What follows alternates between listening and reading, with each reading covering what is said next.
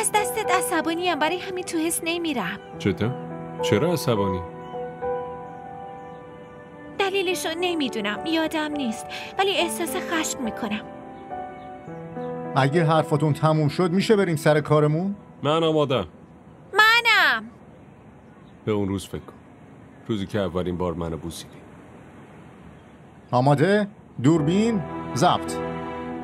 3 2 1 ضبط میشه.